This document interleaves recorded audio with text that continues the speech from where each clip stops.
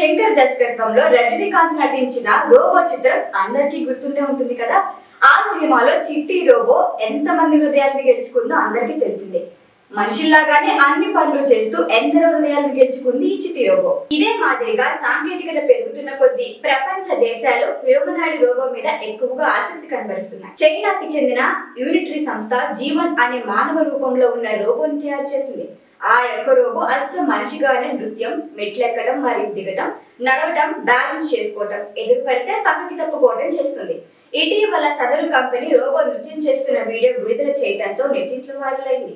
ఈ యొక్క రోబోని 16,000 అమెరికన్ డాలర్లకి మన భారత కరెన్సీలో 13.4 లక్షలకి విక్రయిస్తున్నట్లు కంపెనీ తెలిపింది. యూనిటరీ సంస్థ మాత్రమే కాకుండా ప్రపంచంలో ఎన్నో దేశాలు మానవ రూపపు రోబోల కోసం పరిశోధనలు జరుపుతున్నాయి. అందులో టెస్లా, బోస్టన్ డైనమిక్స్, సాకుర్చి A1 వంటి ప్రముఖ కంపెనీలు ఎన్నో ఉన్నాయి. ఈ ప్రముఖ కంపెనీలో